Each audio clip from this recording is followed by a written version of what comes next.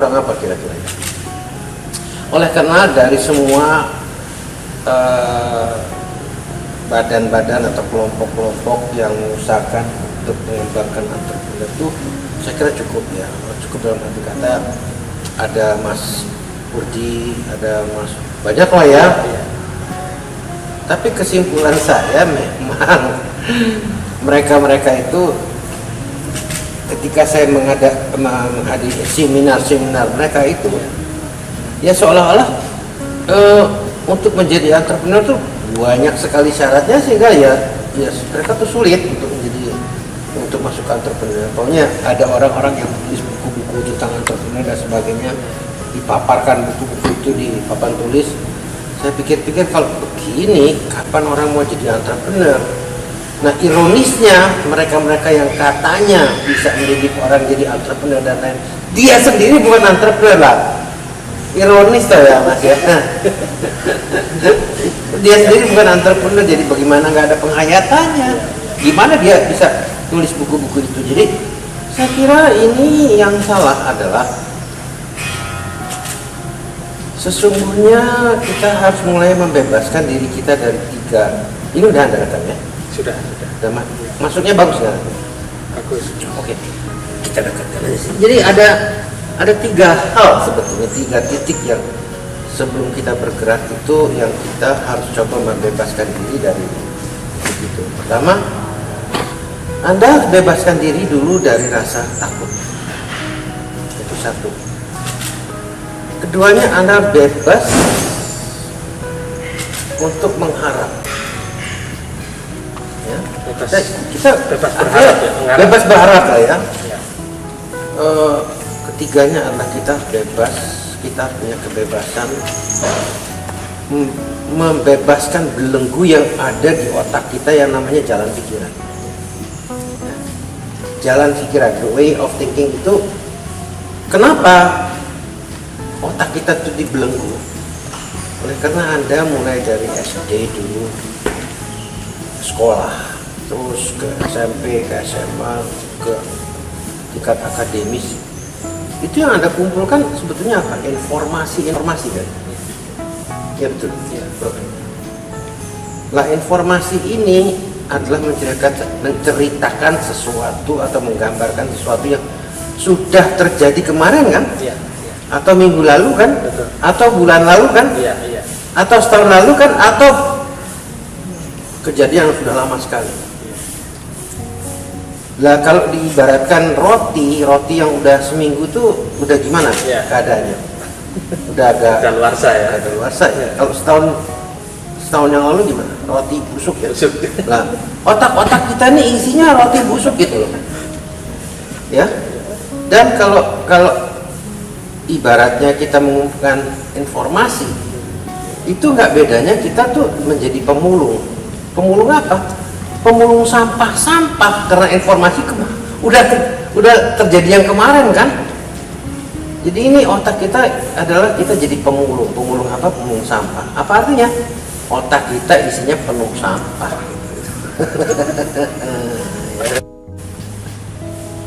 Shake off artinya bisa berontak gitu ya.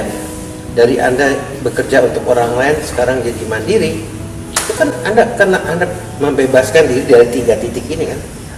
Anda tidak merasa takut, Anda tidak pernah mengharap, Anda juga tidak diatur oleh jalan pikiran otak Anda kan. Ya kan? Jadi kan kalau orang rata-rata lah ya, untuk menjadi Anda itu kan saya punya tujuan dulu. Udah tujuan planning. Udah karena punya tujuan planning. Anda punya pengalaman dari rencana-rencana, seluruh rencana yang Anda buat seumur hidup Anda itu tidak ada satupun yang terjadi sesuai dengan rencana Anda. Jadi Anda buangkan rencana itu. Dah pokoknya saya melangkah kemana jadinya, kemana sampainya terserah kan gitu. Artinya apa? Anda tidak dibelenggu oleh jalan pikiran Anda. Mesti ada tujuan, mesti ada planning, ya kan? Mesti segala macam itu dibuang. Dan kembali lagi, Anda nggak takut miskin kan? Anda nggak takut rugi kan? Anda nggak takut menghadapi risiko kan? Ini Makanya 3 titik itu jadi penting sekali untuk dibuang. Dan Anda tidak mengharapkan apa-apa kan? Ya. Mau sukses kayak mau jadi kayak mau nggak jadi kayak jalan aja kan? Betul. Benar kan? Betul. Udah. Kalau gitu saya udah telanjangin Anda kan. Jalan pikiran Anda saya udah telanjangi kan. Dan ini ternyata sama Anda cocok kan? Pas cocok bener kan gitu. Nah, ini udah jadi sesuatu yang bisa direkam jadinya gitu loh. Untuk dibagi sama teman-teman lainnya gitu loh. Wah, teman-teman lainnya diajarkan sama yang nggak tahu yang namanya lembaga-lembaga atau sekolah-sekolah kewirausahaan itu bohong gede menurut saya. Satu itu, keduanya itu membuat sulit orang loh. Saya mau jadi wiraswasta kok saya harus belajar begini. Iya. Wah. Bikin bisnis plan, bikin Wah, sulit gitu loh, sulit.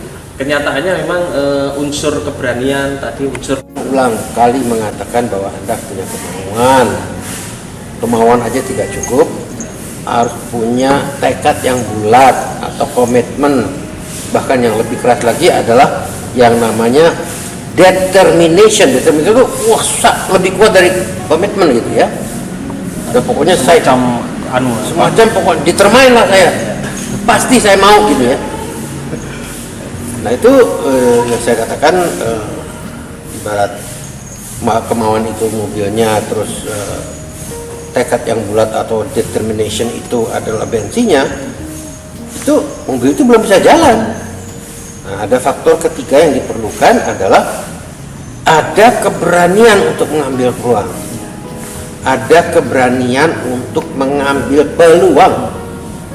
Nah, karena peluang ini sebenarnya hadir setiap orang, berjuta-juta, jangankan hadir di badan Anda itu ada sejuta peluang yang dibawa kemana-mana. Apalagi yang di luar badan kita itu udah berjuta-juta peluang. Tapi ya percuma kita ngomong peluang kalau kita nggak berani mengambil salah satu gitu. Anda hanya butuh mengambil satu peluang dari berjuta-juta peluang itu, dan Anda pertanyaan berani apa enggak gitu. Nah sekarang saya kembali lagi pada Anda. Ketika Anda bekerja untuk orang lain, Anda punya keberanian, saya nggak mau bekerja sama dia, saya mau mandiri. Itu kan yang Anda punya kan? Ya. Dan itu modal yang besar sekali kan. Nah jadi itu udah bisa jalan ya. Nah tapi belum masuk kategori atau klasifikasi entrepreneur. Faktor keempat lah yang menentukan bahwa Anda jadi entrepreneur. Apa? Anda berani, Anda tidak cengeng, Anda tahan banting. Jadi faktornya adalah mau, determination, tekad, keberanian mengambil peluang, tidak cengeng dan tahan banting. Bener kan pada awal-awalnya Anda dibanting-banting kan? Bener kan? Remek kan? Oke. Nah, faktor penutup ini saya kira yang paling penting. Kenapa? Lalu saya mengatakan saya nggak pernah punya tujuan dan tidak punya rencana. Menurut saya ada yang maha perencana untuk saya. Master planner, saya punya master planner. Saya tinggal ngikuti apa yang dimaui oleh master planner ya. Tapi harus punya kendaraan untuk mengikuti itu. Ikhlas ya kan. Nah sebelum ikhlas kamu harus percaya dulu bahwa ada master planner kita yang namanya iman. Nah setelah kita iman, percaya bahwa dialah yang membuat rencana buat kita, apapun jelek dan buruknya itu dia yang paling bagus, yang paling tepat, yang paling mengetahui. Ya itu harus, kalau lagi ditimpa kejelekan dan kesulitan, kegagalan serba negatif, ya Anda harus terima itu sebagai bagian daripada hidup Anda yang sudah ditentukan dari sana. Pak Bob, ini mungkin yang sering, mengapa tidak kita mulai dari? Pasti takut. Kenapa? Otaknya makin banyak sampahnya. Ya. Ini yang saya katakan bahwa orang-orang itu dibelenggu oleh jalan pikirannya sendiri, ya kan? Pasti takut karena dia tidak bisa membebaskan diri dari belenggu itu. Nah, jadi saya kembali ke faktor pertama yang 3 titik tadi, jangan takut dan jangan berharap, dan harus bebas berpikir, tidak dibelenggu otak kita dengan jalan pikiran kita, ya kan? Ya jadi kembali lagi ke 3 titik ini, takut, berharap, dan belenggu jalan pikiran kita. Pertanyaan Anda kan, makin tinggi orang belajar makin takut dia, karena di pelajaran itu semua sampah yang mengatakan, oh kamu kalau mau begini harus beginian. terlalu banyak atau setiap kali mau apa-apa itu ada perkataan harus. Dari awal saya udah bilang kan, Iya. bebaskan diri dari segala tekanan selemah apapun. Jadi bagi kita entrepreneur tidak ada perkataan harus, bebas mengalir gitu. Kalau sudah masuk unsur harus begini, nggak jalan, Atau malah terbelenggu. malah jadi terbelenggu karena kamu harus begitu, padahal saya nggak bisa begitu. Ya udah nggak jalan kan. Nah, selain sesudah kita bebaskan dari itu, dari semua itu, yang terpenting dan paling penting untuk memulai, lupakan segala teori, lupakan segala apa macam, bertindak, artinya melangkah. Ya sudah, besok melangkah satu lagi, besok melangkah satu lagi. Kenapa kita nggak berani melangkah? Kalau orang-orang yang belajar ekonomi ada yang namanya skala ekonomis, ya. Kalau tidak sebesar itu ya buat apa usaha, ya kan? Untungnya cuma buat makan aja nggak cukup gitu ya. Wah, itu namanya belenggunya masih masih bekerja itu. Dia masih terbelenggu. Ya kembali lagi, jangan takut. Ya, namanya satu langkah kok ya. Atau silahkan pilih mau 15 langkah tapi kaki patah-patah gitu, silahkan gitu. Ya kan? Berarti di sini kalau ada kurikulum yang salah dong dalam perkuliahannya Pak ya, sekarang ada kuliah kewirausahaan gitu di setiap perguruan. Omong kosong yang namanya kuliah kewirausahaan, ada sekolah kewirausahaan, omong kosong semuanya. Untuk menjadi wirausaha begitu gampangnya sih, melangkahlah satu langkah. Nah, yang gampang itu banyak orang nggak percaya, ya terserah gitu loh. Karena banyak orang yang terbelenggu otaknya mau jadi wirausaha, harus begini, harus begini, harus begini. Nah sekarang nggak ada keharusan, kamu mau minum apa gitu aja. Kata harus untuk wirausaha. Jadi pertanyaan kamu itu ya ada sekolah wirausaha, itu omong kosong semuanya, karena itulah belenggu-belenggu yang makin erat gitu. Yang mengunci kita untuk tidak bergerak tuh adalah informasi seperti itu gitu. Jadi orang-orang yang mencoba menulis buku tentang wirausaha and keuangan, yang ya ini majalah ya harus cuma cuplikan yang wadah aja. Jadi wirausaha ini tidak ada sekolahnya, yang ada tindakan. Orang sepintar kayak apapun, orang yang paling pintar nggak bakalan jadi wirausaha, malah cenderung orang yang pintar nggak akan jadi wirausaha gitu. Nggak akan. Orang wirausaha yang asli itu adalah orang-orang yang nggak pernah sekolah, yang goblok-goblok, yang bodoh-bodoh. Bener. Udah baca kan bukunya, mau kaya buat apa sekolah? Sekarang saya balik, kamu sekolah apaan kayaknya kan gitu. Sederhana kok itu, ya kan? Ya, kamu punya pertanyaan apa lagi? Enggak, tadi di sini ada dikatakan Bapak ikhlas itu ya, ikhlas menerima apapun. Itu seperti apa Pak? Apakah ditipu orang ataukah Di dalam perjalanan itu macam-macam, keluar air mata darah, keluar keringat, kekecewaan yang segunung, kendala yang macam-macam. Itu adalah bagian integral dari kehidupan kita yang tidak bisa dilepaskan. Kenapa orang tidak mau menerima? Kenapa orang tidak ikhlas mau menerima kekecewaan, ya, air mata darah dan kenapa? Karena dia tidak eling. Eling apa? Di dunia ini semuanya serba seimbang. Ada hitam, ada putih. Ada salah, ada benar. Ada siang, ada malam. Jadi kalau Anda terima ini, ada juga sebelah sananya dong. Anda kan tidak tahu di balik kekecewaan itu ada hikmah yang sangat besar. Itu nggak kelihatan. Jadi orang menghindar kesulitan, ya dia juga nggak dapat hikmah dong. Ini sebetulnya mudah saja, menerangkannya sangat mudah. Jadi sama kendala yang sama kesulitan itu dipeluk, dibelai-belai gitu. Jangan ditolak, jangan dibuang. Itu bagian dari hidup yang kamu berdoa sama Yang Maha Kuasa dari malam sampai pagi, sampai malam sampai pagi lagi untuk terhindar dari kendala. Nggak bisa, itu memang bagian dari kamu kok. Dia akan tetap memberikan. Kenapa? Karena Nah, di balik itu ada hikmah.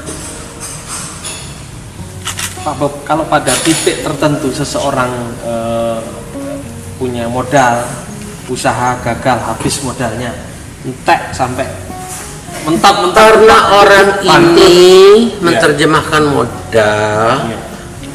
hanya dengan materi. Ada meja tulis, ada pena, ada pacul, ya, ada traktor, ya. Itu semua benda-benda yang bisa dilihat, yang bisa diraba, ya. Lah, modal yang Anda harus punyai, ya modal yang saya berikan tadi, yang 5 tadi. Kemauan, tekad, ya kan? Keberanian mengambil peluang, Tahan banting. tahan banting dan tidak cengeng, bersyukur pada Tuhan dan berguna bagi orang banyak. Inilah modal yang harus dipunyai.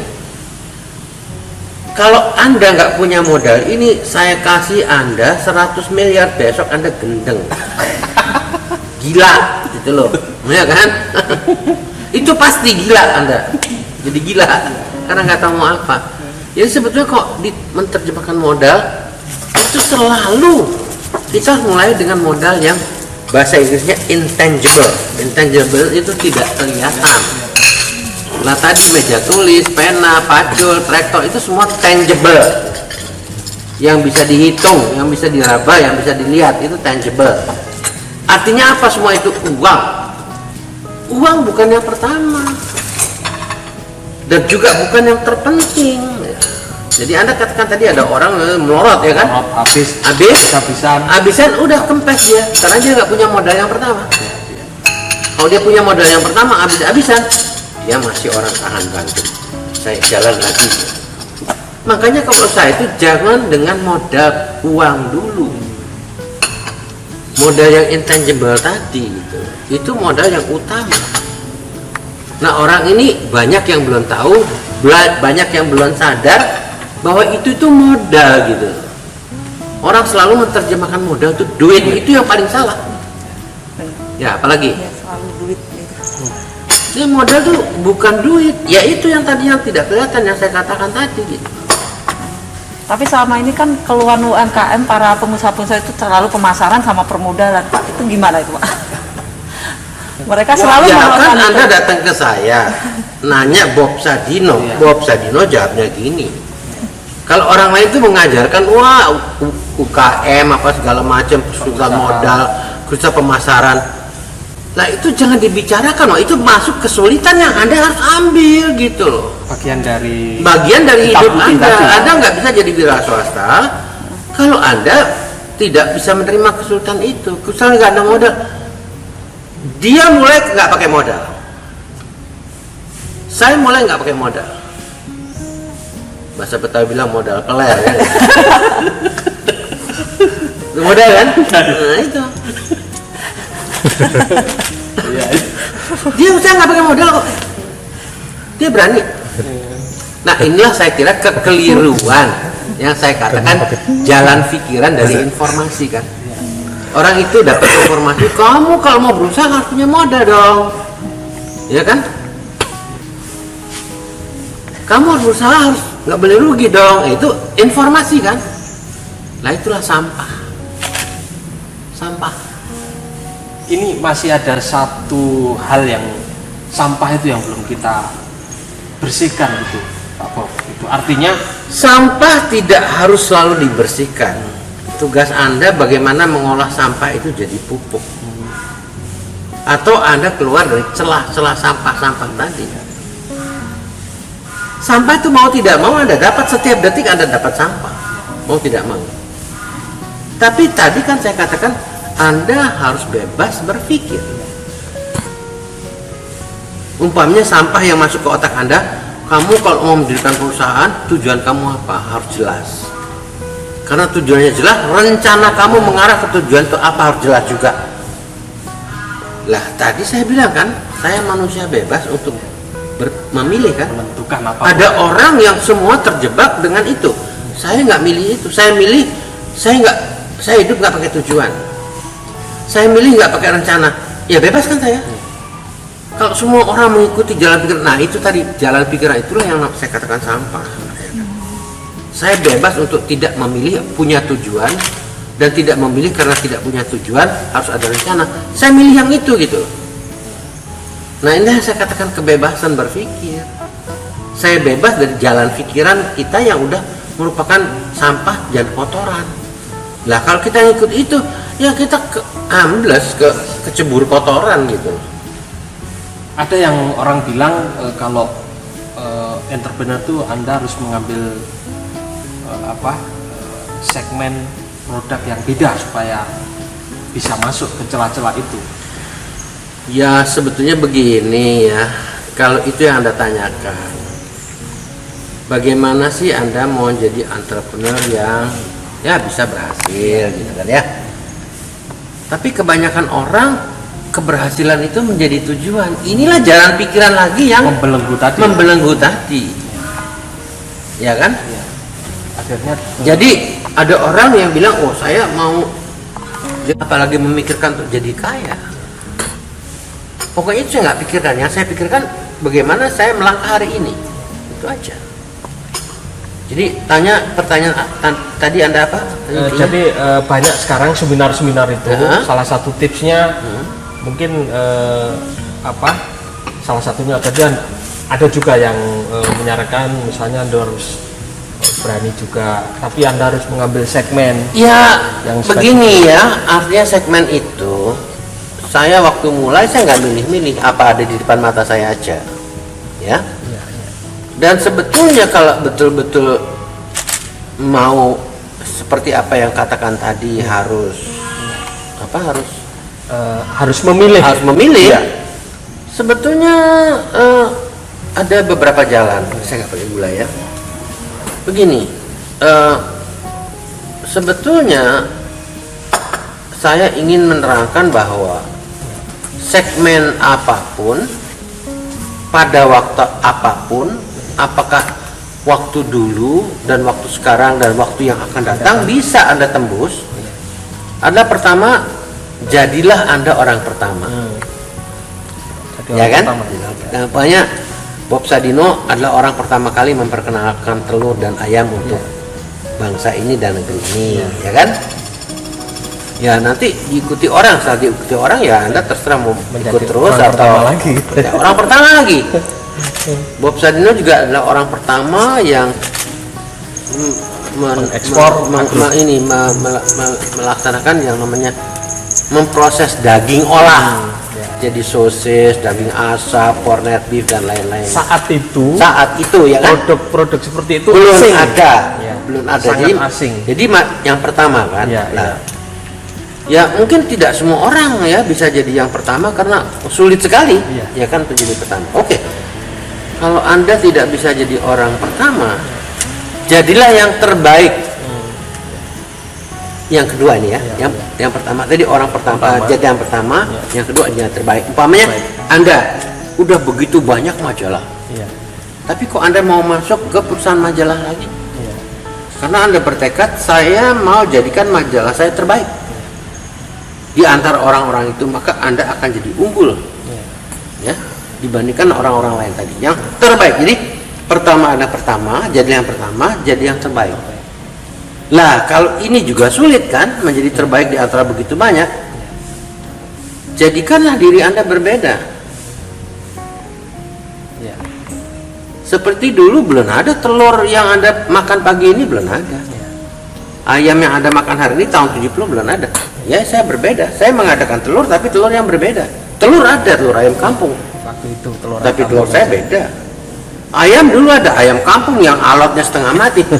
Saya memperkenalkan broiler yang dimasak 10 menit udah empuk banget gitu. Kalau ayam kampung jadi setahun dipelihara itu sekilo aja nggak ada. Kalau ayam broiler ini ya dalam 45 hari udah mencapai 1 kilo lebih gitu. Ya dengan konsekuensi dengan akibat dagingnya sangat empuk. Kita ulangi ya, jadilah yang pertama, jadilah yang terbaik atau berbeda lah. Berbeda. Ya, lakukan sesuatu yang berbeda. Jadi be the first, be the best, be different. Nah ini bahasa Inggrisnya enak gitu ya. Ya, Pak Bob, ini ada saya ini keliling ke beberapa kota. Kapasitas saya sebagai majalah wirausaha, ada banyak narasumber yang kami wawancarai, dan ada juga banyak pembaca yang ingin bertanya. Tolong dong diberikan satu liputan yang sangat simpel supaya saya bisa meniru. Nah ini agak saya ini menerjemahkan bagaimana menerjemahkan contoh yang simpel bergandengan dengan mudah ditiru. Gimana Pak Bob? Kalau belajar maksudnya contoh apa? Misalnya contoh pengusaha. Ini kan banyak pengusaha, saya mengambil banyak contoh, ada praktisi, ada pembelajar wirausaha, ada jagoan seminar tentang kewirausahaan. Nah, masing-masing kami berikan ruang. Ya. Tapi pembaca kami tambah bingung karena juga bagaimana memulai. Ya, saya cenderung untuk tidak memberi jawaban ini. Kenapa? Ya. Karena saya cenderung untuk tidak menambah kebingungan orang itu. Cuman satu aja yang saya ingin katakan, melangkahlah, bertindaklah. Ya kan? Ketika bertindak, senangilah apa yang Anda kerjakan. Ini kuncinya. Jadi kalau orang nanya, saya mau ngerjain apa ya? Saya mau lihat contohnya bagaimana ya? Saya tidak akan berikan. Kenapa? Saya punya tanggung jawab, ketika saya berikan itu dia akan tambah bingung. Mungkin nggak Pak Bob, dari peluang misalnya sekarang ini peluang lah sebetulnya kalau itu yang ditanyakan, ya.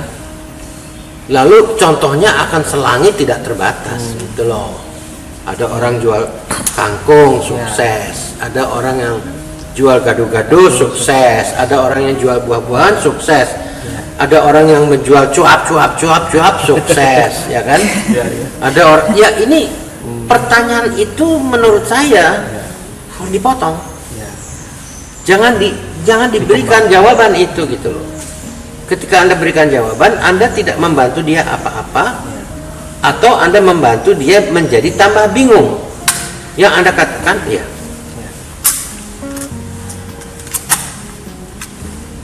Yang Anda katakan, terserah Anda mau apa. Dan bukan tidak mungkin atau belum tentu apa yang Anda laksanakan pertama kali itu salah. Nah, cobalah yang kedua, mungkin salah lagi. Itu yang namanya Thomas Edison atau apa itu, penemu listrik atau lampu itu akhirnya jadi lampu itu adalah karena percobaan dia yang ke 1000 berapa gitu. Pertama kali gagal, kedua kali gagal, tiga kali gagal. Yang namanya Colonel Sanders, Kentucky Fried Chicken, KFC, dia membuat resep berapa ratus resep dia tawarkan ke itu, baru kesekian ratus dia baru berhasil. Tentu mereka sudah mencoba sendiri. Mencoba lagi dan mencoba lagi dan mencoba lagi. Orang itu tidak putus asa, ya kan? Lah pertanyaan Anda kan pertanyaan yang cenderung semua orang mau mempersingkat suksesnya. Ya terserah kalau bisa gitu loh. Berarti memang dan juga orang itu punya tujuan untuk sukses. Tekanannya tambah berat di pundaknya. Karena dia mau sukses. Saya nggak pernah mau sukses. Maunya ngalir aja Pak. Saya nggak pernah mau kaya. Lah ini mungkin bedanya orang banyak sama saya. Saya jadi kaya karena saya nggak pernah mau kaya. Saya jadi sukses karena saya nggak pernah memimpikan sukses. Lah orang-orang ini belum apa-apa, belum bertindak sudah mau sukses. Inilah yang saya katakan itu jalan pikiran kualitas sampah. Ya. Jadi pertanyaan Anda tadi itu ini jawaban saya gitu loh. Orang-orang itu mau gampang ya. Kalau memang mau cari contoh, cari aja tukang gado-gado yang sukses, tukang bakso yang sukses, ya. Mbak Yu siapa tuh yang bikin kacang goreng apa segala macam Lestari. Ya Mbak Yu Lestari ya. Atau sate si siapa gitu kan, itu ada sejuta itu dan saya cenderung untuk tidak memberikan itu. Tambah bingung, majalah mau majalah apa kamu itu loh ya, ada segudang majalah terserah, tambah bingung dia. Itu jawabannya atas pertanyaan Anda adalah saya tidak mau memberi jawaban gitu. Nah, Yuk, oke. Jadi Pak, kalau sukses bukan jadi tujuan, kira-kira apa Pak yang bisa? nah, sebenarnya Anda tahu, cuman nggak bisa keluar. Anda bisa bayangkan nggak waktu saya dan Ibu jual telur 5 kilo, untungnya kira-kira berapa 1 kilo? Harga telur 1 kilo pada waktu itu Rp350. Untuk saya kan mungkin Rp20, mungkin Rp30 kan ya. Kali 5 kilo Rp150 kan. Bagaimana saya bisa memimpikan naik Jaguar dengan keuntungan 150 perak? Bagaimana saya merencanakan membuat rumah ini? Ya kan? Nah itu jawabannya gitu loh. Itulah sebabnya saya nggak pakai rencana. Dan kamu tahu nggak apa yang saya hasilkan ini apa sebetulnya? Bukan tujuan. Lalu kalau bukan tujuan apa? Akibat saya jual telur. Nah, itu. Jawabannya adalah akibat, bukan tujuan. Akibat. Nah ini enteng kan? Saya nggak punya tujuan, saya jalan aja sak mauku. Ada kendala, rangkul kendala. Ada kekecewaan, rangkul kekecewaan. Keluar air mata darah, ya sapu air mata darah. Keluar keringat dingin, ya oke, terima saja dengan segala kenikmatan. Ini kalau berpikiran seperti Pak Bob dan apabila orang lain juga bisa mengambil jalan pikiran seperti itu, saya pikir ini indah hidup ini Pak. Indah sekali, dan belum tentu dia bisa jadi Bob Sadino, atau sebaliknya dia akan bisa lebih dari Bob Sadino. Makanya tadi saya katakan unsur kelima, terimalah dengan ikhlas. Karena ikhlas Apa yang telah ditentukan di sana gitu. tapi itu bukan sebuah kepasrahan Pak Bob ya. Loh, pasrah dulu dong. Pasrah ya. Ya kan? Karena pasrah ini menjawab keimanan. Anda punya iman, saya percaya padanya. Saya akan kembalikan semuanya percaya padanya. Tapi itu bukan berarti pasrah itu bukan berarti tidak berusaha ya. Berusaha tetap ya kan? Tapi kalau nanti ketika berusaha Anda gagal, terimalah dengan ikhlas.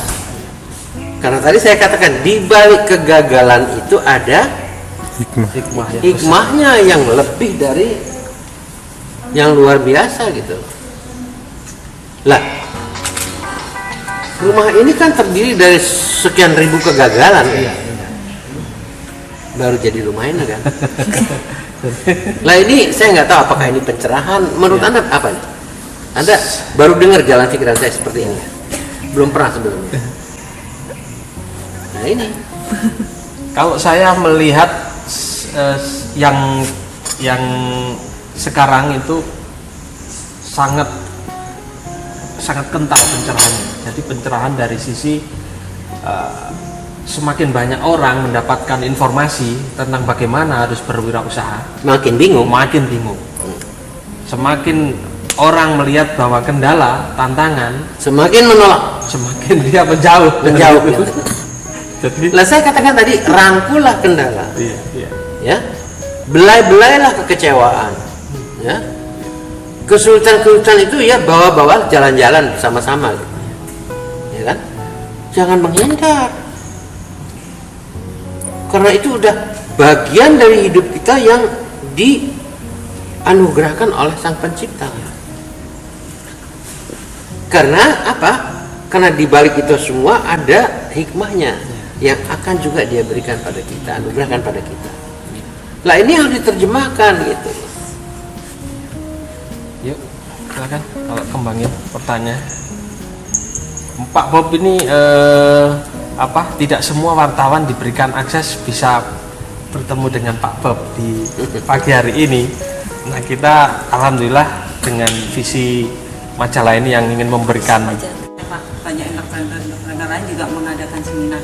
Itu kalau menurut Pak Bob Diundang sendiri sebagai- diundang sebagai pembicara, narasumber. pembicara narasumber. Apakah di situ ada kesetaraan nggak Pak antara Pak Bob sama pembicara yang lain dengan cara Kayaknya berpikir kalau yang- saya dengar dari yang pernah mendengar sebelumnya orang-orang yang juga diundang mereka, saya adalah orang yang paling berbeda. Tidak ada persamaannya dengan siapapun yang berbicara terdahulu. Saya paling ekstrim dalam memberikan menerangkan sesuatu yang terkait dengan wira swasta ya.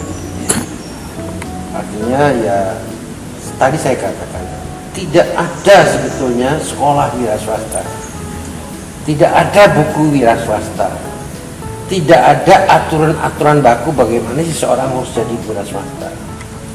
Bahkan saya katakan tadi, Anda membebaskan diri dulu dari tekanan apapun, selemah apapun tidak boleh ada tekanan. Anda harus bebas berpikir. Ya kebanyakan ya mereka ya ikut teori-teori baku gitu. Dan ini yang saya kira yang menjadi kendala, karena itu yang saya sebutkan sampah yang ada di otak kita gitu. Tapi dengan audiens gimana Pak?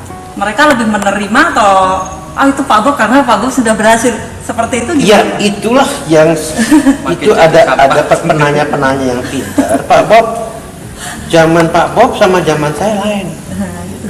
Zaman Pak Bob dulu serba gampang, ya kan? Zaman kita nih saing udah berat, udah segala macam. Orang itu mencoba outsmarting saya. Dia mencoba menjadi lebih pintar, atau dia menunjuk saya, Pak Bob. Pak Bob itu pengecut sebetulnya. Pak Bob bisa sukses karena Pak Bob punya peluang zaman dulu. Coba Pak Bob zaman sekarang, dia akan bilang nggak bakalan Pak Bob bisa sukses. Nah, terus saya kasih apa? Saya kasih yang 3 tadi kan? Saya kasih unsur-unsur yang bisa menembus seluruh lorong waktu kan. Be the first, be the best, and be different. Udah dia kelekep. Tadinya sok jago dia gitu. Ini pasti Pak Bob nggak ada jawabannya. Ya begitu saya beri jawabannya udah ada. Atau kalau kita lihat kan keunikan yang akhirnya bisa dikembangkan oleh Pak Bob itu kan lebih banyak karena pengalaman hidup Pak ya.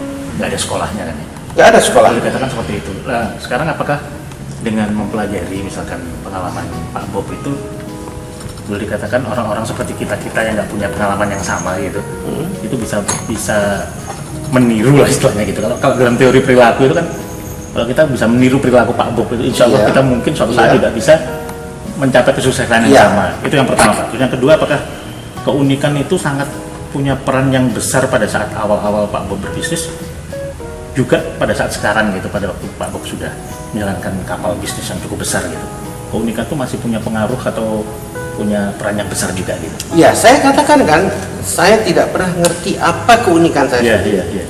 Yang mengatakan saya unik itu anda semua, ya. Tapi saya tidak merasakan sebuah keunikan. Kenapa? Karena obrolan saya dengan Anda itu berbentuk sharing. Saya membagi pengalaman saya dengan Anda. Saya bukan teoritisi yang bisa menceritakan pada Anda begini tadi. Pada awal-awal saya katakan, untuk menjadi seorang entrepreneur harus bebas dulu dari kata harus ini, harus ini, harus. Dia harus bebas. Dia tidak boleh ada kata harus yang menekan pundaknya. Harus mengalir gitu Pak ya? Dia harus mengalir aja. Dia diminta mengalir. Makanya saya katakan tadi, bukan keharusan orang itu punya kemauan, dari itu kan sandaran saja. Silakan Anda menyandar ke sana. Kemudian yang Anda barusan katakan tadi, saya sharing. Nah, ketika saya sharing, ini bukan berarti ini sebuah ilmu atau apa. Saya kembalikan pada Anda, apa sih yang Anda bisa serap dari saya, dan apa yang Anda bisa dan mau serap, dan kenapa mesti Anda jadi Bob Sadino gitu, ya kan? Anda kan tidak mau jadi duplikasinya Bob Sadino, di mana orang bilang, oh ini jati, ini Bob Sadino benar, lalu nama jatinya hilang. Itu enggak, saya kira enggak. Nama jatinya hilang, enggak ada orang yang mau begitu gitu. Jadi Anda punya kebebasan untuk menjadi diri Anda sendiri, untuk mengembangkan diri Anda sendiri. Kalau toh Anda sharing dengan saya, mungkin yang dalam hati Anda akan mengatakan, saya nggak mau jadi Bob, saya mau lebih dari Bob Sadino. Kenapa mesti dibatasi jadi Bob Sadino? Mestinya Anda beyond, artinya Anda harus lebih dari Bob Sadino. Nah, untuk jadi Bob Sadino itu tadi saya sudah berikan panjang lebar ya, macam-macamnya. Gak ada kata harus, gak ada teorinya, gak ada beban. Saya bilang sekolah-sekolah wira swasta itu adalah sekolah kosong bagi saya, ya kan. Saya katakan ada 3 titik yang Anda harus bebaskan ya. Saya ulangi, Anda harus bebas dari rasa takut, Anda tidak boleh mengharap apa-apa, dan lepaskan belenggu jalan pikiran Anda sendiri. Nah ini yang paling sulit adalah membebaskan dari belenggu jalan pikiran Anda sendiri. Kenapa? Karena memang otak Anda udah diisi dengan sampah-sampah informasi ya. Umpamanya kalau orang mau berbiasa, mau berusaha itu tujuannya apa? Nah karena ada tujuan, rencana untuk mencapai tujuan itu apa? Itu standar, semua orang akan berpikir, semua orang kecuali saya. Saya memilih tidak pakai itu. Saya hidup nggak pakai tujuan karena saya nggak punya tujuan, saya nggak punya rencana. Kalau saya ngomong di depan siapapun pasti dibilang Bob Sadino gila. Ya terserah gitu. Tapi resep seperti itu apakah juga diindikan kepada putri-putri, Pak? Loh, otomatis kalau saya begitu, filsafat ini itu saya terapkan pada putri saya. Ketika putri saya mau sekolah ya saya sekolahkan. Kemana terserah dia. Nggak ada beban ya. Nggak ada beban. Mau kemana terserah dia. Sampai saya terapkan dia. Dua-duanya perhotelan. Satu di Swiss, satu di Singapura. Itu nggak ada yang mengerucut ke nanti misalnya akan berbisnis di agrobisnis. Saya katakan kan, saya nggak, orang yang nggak pernah punya tujuan, masa itu saya terapkan pada anak saya. Kamu harus punya tujuan, enggak? Silakan, bebas kamu.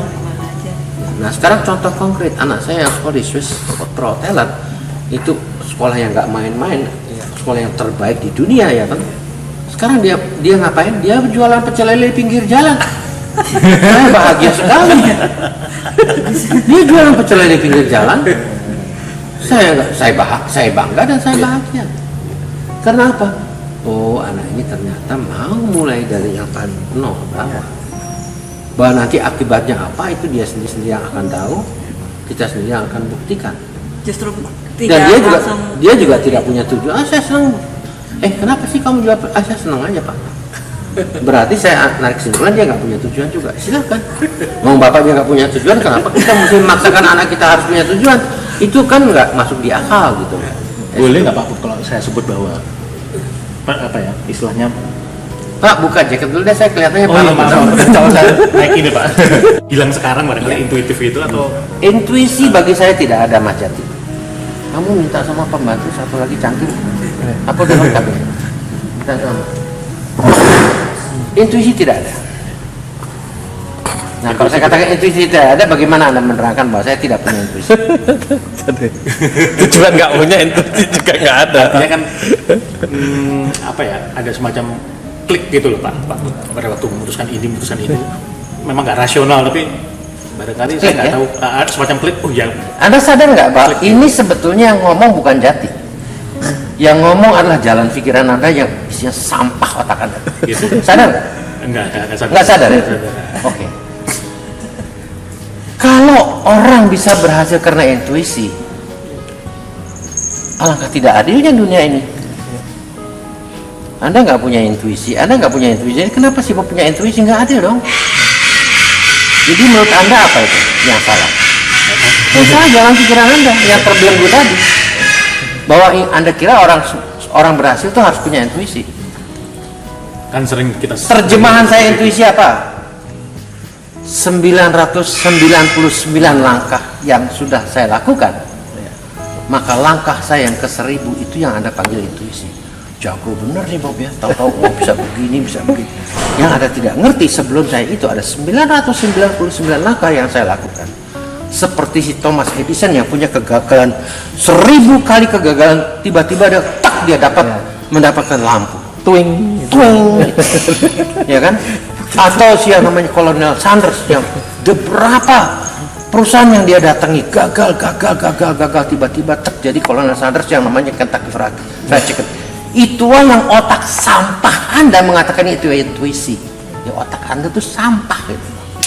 Nah ini jeleknya kan, jeleknya informasi yang dapat dari Anda. Karena apa? Yang Anda dari kecil isinya cuma informasi tok, belajar. Makanya ada buku yang judulnya kalau mau kaya buat apa? Sekolah. Dibalik lagi Anda sekolah, kapan mau kayanya? Nah ini salah satu contoh, yang saya cerita tentang otak yang terbelenggu Mas. Sadar Anda bahwa otak Anda udah terbelenggu kan? ya artinya Anda ngomong dengan intuisi. Dari mana Anda dapat kata intuisi? Informasi Mas. Ya kan? Nggak ada Nah, makanya Anda bebas gitu, bebaskan Anda informasi gitu. Nah, bebas informasi apa? Ternyata Bob Sadino mengatakan keterangannya langkah dia yang ke-1000 setelah dia 999 langkah gagal. Maka langkah ke-1000 itulah yang Anda namakan intuisi. Saya katakan dari awal gak ada intuisi itu. artinya action oriented gitu ya Pak. Jadi kita mengalir mengerjakan ini itu ini. Ya, saya lebih cenderung untuk memakai perkataan mengalirnya ya. Ya. Nah, ini yang tidak pernah bisa diajarkan oleh teori. Ya. Teori mengalir itu tidak ada.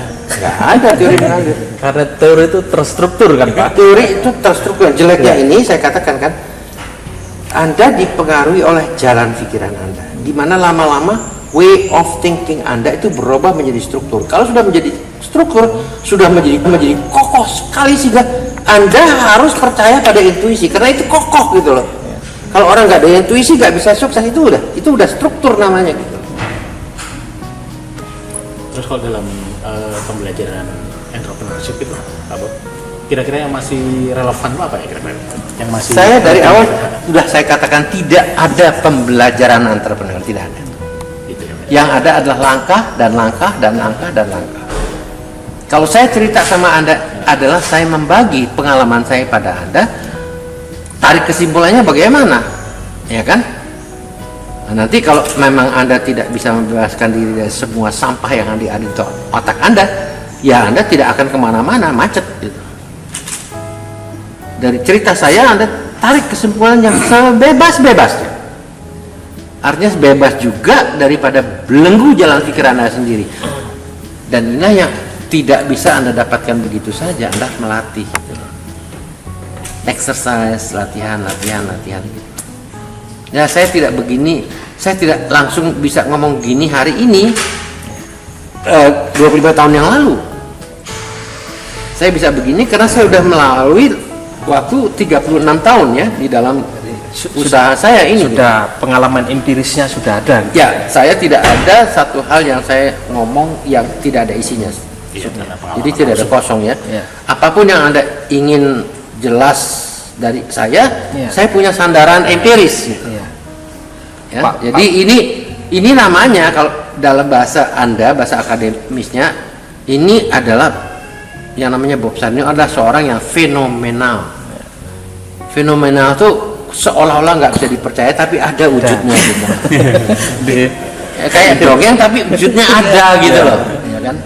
Lebih spesifik ini studi kasus. Ya ada. Ya mungkin ya, entah namanya legenda atau apa saya nggak tahu. Tapi orang seperti saya ini ya memang fenomenal, jalan berpikir dia berbeda dengan rata-rata jalan pikiran Manusia, Anda. ya. Saya berbeda dengan rata-rata Anda mau ngomong apa saja sama saya, pasti saya keluar dengan hal yang berbeda gitu. Iya. Ya. Kenapa juga saya hafal, karena otak-otak Anda diisi dengan sampah-sampah tadi gitu. Termasuk otak saya ya. mau nggak mau Pak ya. Tapi bedanya adalah saya bisa keluar dari sampah itu dan saya bisa mengolah sampah itu jadi pupuk, itu aja bedanya. Nah, ini mungkin yang menariknya ngobrol sama saya karena Anda mendapatkan sesuatu yang sebelumnya belum pernah Tidak pernah di atau tidak pernah Anda Belum, pikirkan belum, sebelumnya tidak. gitu, atau tidak pernah gitu. Pak Bob ini kalau Pak Bob baca Kompas, baca koran-koran pagi, baca majalah, kan banyak sekali seminar cepat kaya dalam 2 tahun. Iya. Seminar bagaimana gandakan bisnis. Ini menurut Pak Bob gimana? Pertanyaan Anda apa itu? Pertanyaan saya, Menurut saya apa? fenomena seperti itu ini sebuah kegelisahan masyarakat ingin Oh cepat enggak kaya? mas. Saya kira orang-orang yang nulis di Kompas untuk mengajukan mau cepat kaya dan sebagainya itu adalah pemikiran dia yang memang mau berbeda gitu ya. Iya, iya. Nah, lalu jawabannya tidak ada pada saya, tapi jawabannya ada pada tiap masing-masing pembaca. Silakan dia mau kaya cepat, Iya. enggak, dia harus bebas milih gitu loh. Iya. Mau kaya cepat boleh, kan? Mau ikut saya 36 tahun jalan 30 tahun, oke gitu. Tapi ya orang tuh harus bebas milih gitu mas. Artinya itu juga sebuah pilihan-pilihan yang tadi kebebasan Ya, itu. kalau Anda katakan Pak Bob sendiri bagaimana, itu saya bisa jawab. Ya, Tapi bagaimana pendapat Pak Bob saya nggak tahu, itu saya masing-masing. Tapi Kalau Pak Bob sendiri bagaimana? Milih yang mana? Saya milih nggak mau milih itu gitu aja. Ya, mengapa ini saya tanyakan? Karena yang pertama Pak Bob melihat bahwa aliran air atau proses itu bagian penting dari hidup.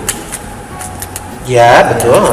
Kemudian ada orang yang punya pilihan-pilihan sendiri kan? Ya betul. Nah sekarang kita ingin mengatakan bahwa apapun yang ingin dilakukan oleh seseorang itu kan sebuah pilihan juga Pak Bob ya. Ya. Nah, pertanyaan saya adalah proses pembelajaran ini Pak Bob, apakah itu memang setiap manusia itu berbeda gitu? Saya yakin iya. Karena kalau Anda mau niru langkah saya, ya, Anda akan terjebak. Oleh karena langkah-langkah saya tuh mempunyai latar belakang macam-macam. Ya, yang Anda tidak tahu, hanya saya yang tahu langkah apa latar belakang dari langkah itu. Jadi meniru langkah adalah konsekuensinya juga mendapatkan segala kendala, segala kepahitan, segala kesulitan, air mata dan kekecewaan yang harus diambil juga dari Bob Sadino. Silakan. Ini contoh seperti saya punya duit 10 miliar, gimana supaya saya dapat duit 1 miliar dalam setahun ini? Saya akan main di ini, main di produk ini. Dan ini kan Pak salah satu bagian dari pilihan-pilihan itu. Itu udah tidak berpikir wira swasta ya. Kalau berpikir wira swasta itu dia tidak akan mulai dengan 10 miliar. Dia mulai dari 1 rupiah. Ini sudah salah pertanyaan. Ya. Seorang wira swasta yang mulai dari 1 rupiah, bukan 10 miliar. Ya. Kalau orang yang mulai 10 miliar, namanya ada khusus.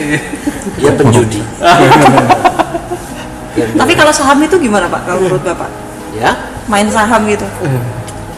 Main saham itu kan orang yang mau dapat uang mudah dan cepat kan? Ya ada konsekuensinya kan. Kalau dia mau main dalam saham ya dia udah sadar konsekuensinya. Dia bisa kaya cepat tapi dia juga bisa miskin cepat. Oke, kembali ke mengenai entrepreneur Pak Jati mungkin punya Iya silakan Pak Jati. Baik, karena saya masih pusing Iya. karena ternyata kan ditolak semua Pak.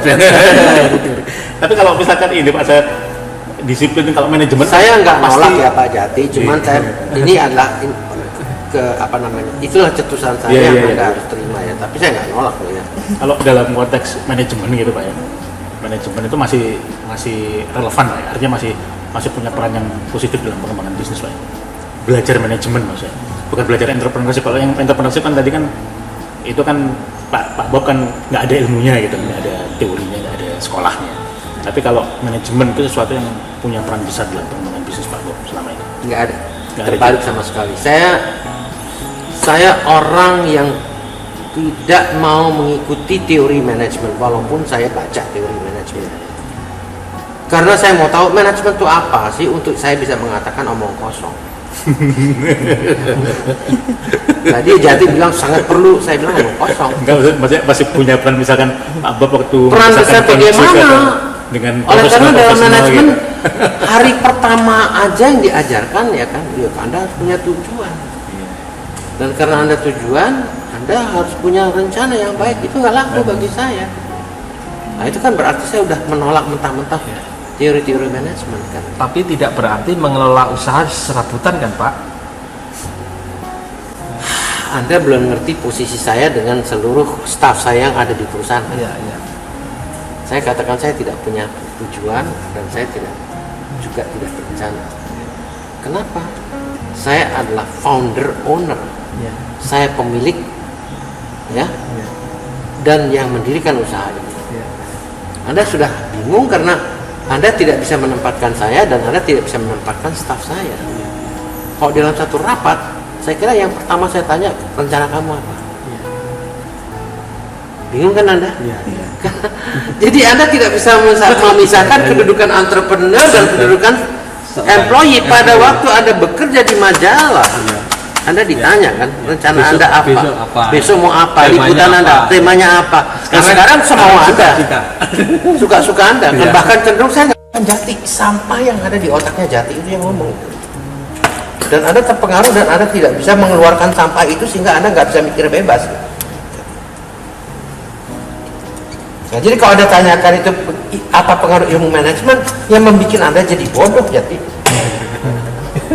Itu ada latihan-latihan khusus nggak Pak untuk berpikir bebas tadi? Saya katakan kan Exercise-nya itu kayak gimana itu, gitu? itu sebuah proses. Gitu ya. Sebuah proses yang jalannya 36 tahun ya kan. Lah Anda mau tahu cepat ya silakan itu loh. Anda bebas kok ya, silakan kalau Anda mau cepat. Makin cepat Anda mau, makin kelihatan kebodohan Anda jadi gitu ya. Ini. Jadi kalau saya kan sesuatu yang fenomenal, artinya fenomenal itu dia luar biasa, cara berpikirnya berbeda. Tapi kok dia berhasil? Bagaimana ya? Saya juga mau berhasil. Nah, ketika Anda katakan saya mau berhasil, berarti itu tujuan Anda mau berhasil kan? Saya berhasil itu tidak pernah jadi tujuan saya kok. Itu bedanya gitu loh.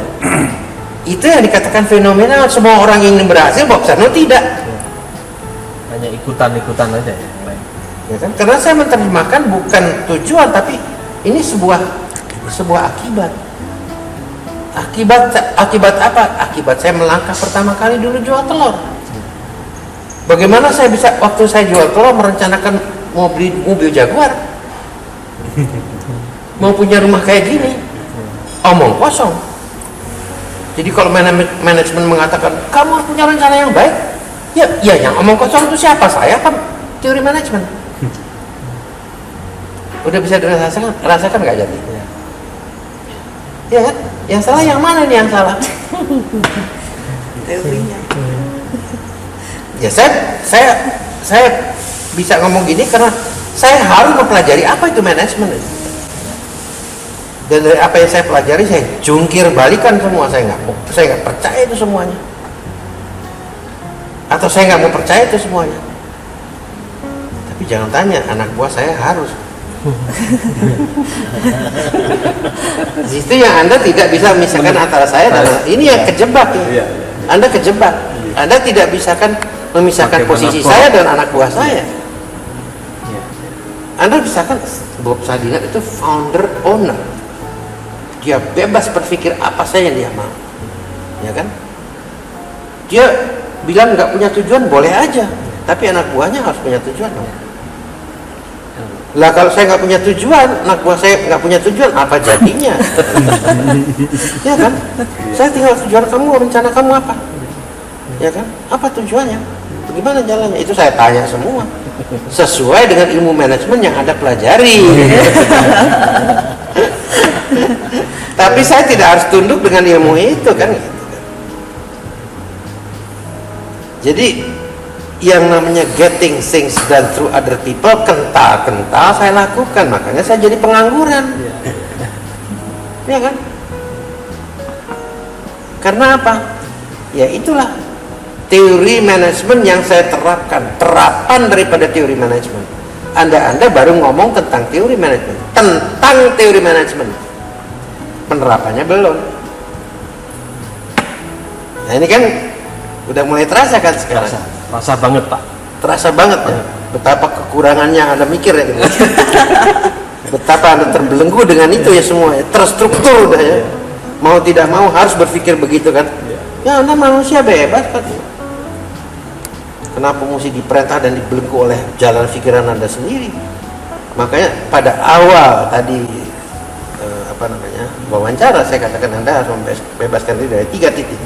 Bebas dari ketakutan, bebas dari berharap, bebaskan dari belenggu jalan pikiran Anda sendiri.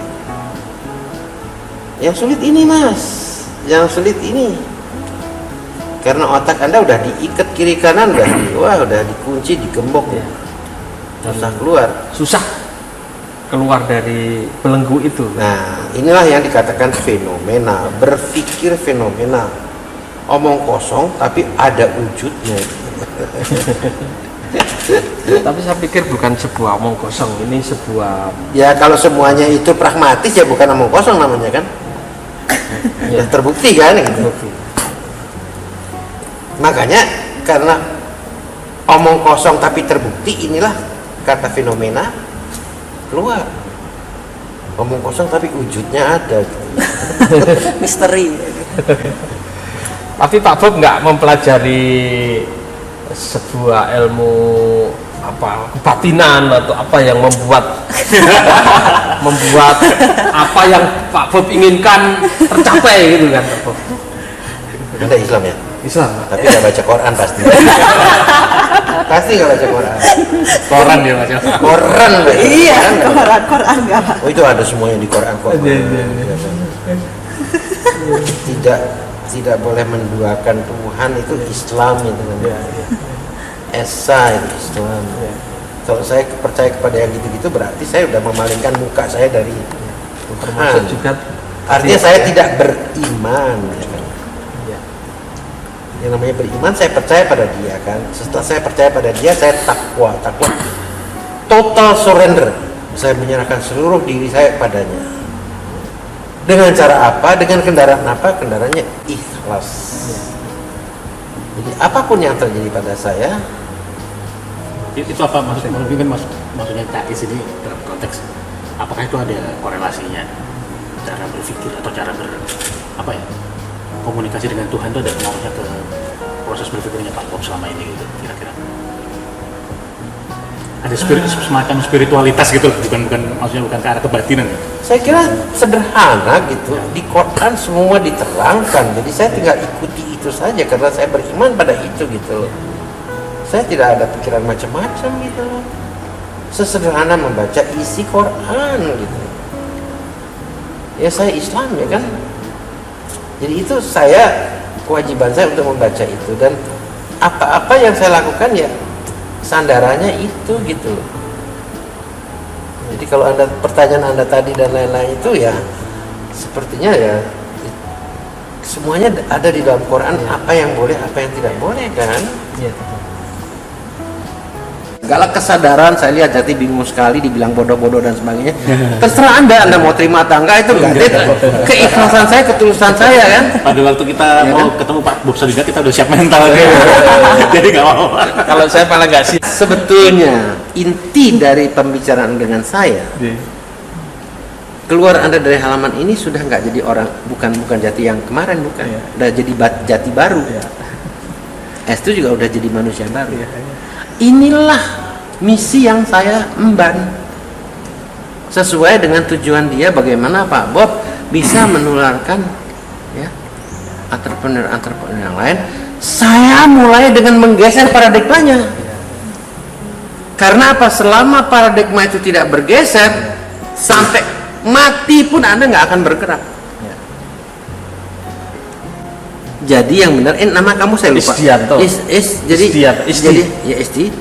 Ya sebetulnya yang saya berikan untuk para pembaca tadi ya adalah penggeseran paradigma, sekaligus bagaimana dia melatih untuk melepaskan belenggu yang ada dalam otaknya. Karena saya bukan orang yang biasa, saya adalah orang yang sangat berbeda, fenomenal, tidak biasa. Orang nggak biasa mikir kayak Bob, orang nggak biasa bertindak kayak Bob. Nah itulah yang saya berpikir begini, saya melakukan begini.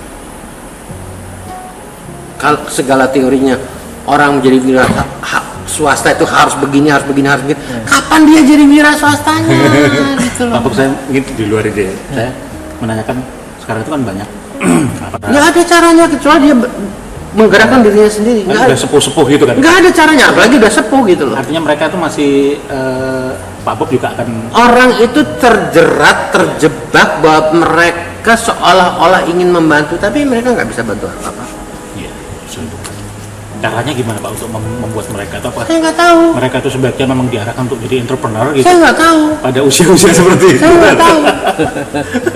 Kenapa mesti gitu loh? Iya, justru itu. Ini ada perkataan mesti kan, saya dari awal saya udah katakan tidak ada perkataan mesti dan tidak ada perkataan harus gitu. Beban. Jadi kalau orang itu mengusahakan agar mereka orang PHK harus ini, ya udah begitu perkataan harus terpakai, maka lalu sampai mati pun orang tidak akan jadi entrepreneur. Karena dia dibebani oleh rasa harus tadi, itu tekanan gitu. Jadi kalau saya dengar atau Anda dengar di mana-mana itu ya, orang-orang yang sudah PHK lalu mereka mengusahakan agar mereka jadi wirawan swasta. Semua orang percaya kecuali saya nggak percaya. menggerakkan dirinya sendiri untuk menjadi wira swasta, bukan karena orang lain. Saya adalah mungkin salah satu sampah yang bisa Anda jadikan pupuk gitu loh. Silakan. Tapi informasi dari saya juga sifatnya sampah kan? Sampah kan?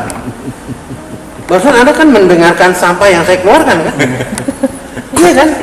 Cuma nanti bagaimana pengolahan kita Nah, sendiri. bagaimana Anda mengolah sampah saya tadi gitu loh. Ini informasi dari Bob Sadino. Dari awal saya katakan informasi adalah sampah. Jadi Anda sekian lama di sini, Anda sedang mengumpulkan sampah yang keluar dari Bob Sadino gitu loh. Ya kan?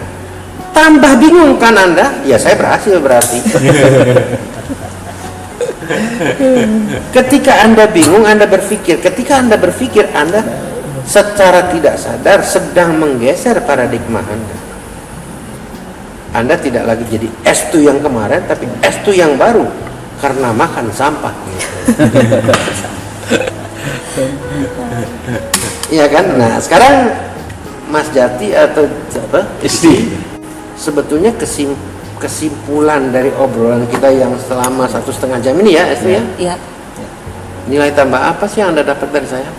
Secara pribadi nilai tambah itu adalah saya menghilangkan step-step tujuan yang pernah membelenggu saya. Itu yang pertama. Yang kedua, kita semakin punya keberanian. Keberanian untuk tidak punya tujuan. Karena itu terberat. Terus Jati bisa meresapi dia. Bisa meresapi dia nggak? Ya, walaupun dalam kenyataannya belum tentu seperti itu. Dia ngomong seperti itu. Saya tapi kira dalam awal begitu kebaliknya. dalam awal berpikir dia sudah berubah. Detik ini udah berubah dia. Keberanian untuk tidak punya tujuan. Jati berani nggak punya tujuan? Masih ragu-ragu. Itu yang Masih ragu-ragu. Kenapa? Iya. Karena Anda kebanyakan belajar teori manajemen. Dan itulah yang sudah terstruktur pikiran Anda sehingga Anda nggak bisa lepaskan itu. kerangka-kerangkanya. Karena teori manajemen, Anda harus punya tujuan yang jelas. Itu kental-kental Anda diajarkan oleh teori manajemen. Seseorang itu harus punya tujuan yang jelas dulu dalam kehidupan ini. Dan karena Anda punya tujuan yang jelas, Anda harus berencana yang baik untuk mengarah ke tujuan itu. Artinya apa? Pikiran Anda udah terstruktur, nggak bisa dirubah lagi.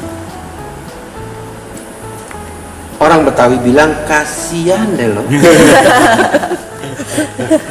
Ya kalau ini loh Pak Bob, saya ini sebelumnya yang membuat kadang-kadang kita nggak berani punya tujuan itu Belum bebas. apa, nggak berani tujuan, nggak berani Tidak boleh takut, nggak boleh takut, nggak boleh tujuan, tidak boleh mengharap, tidak boleh harus melepaskan belenggu dalam pikiran. Yang bersandar katakan termasuk titik mana ini? Titik takut kan? Anda takut ya, ambil risiko, Anda takut ini, takut ini, semua takut. Intinya kenapa Anda takut? Anda takut miskin, itu aja intinya. Itu intinya.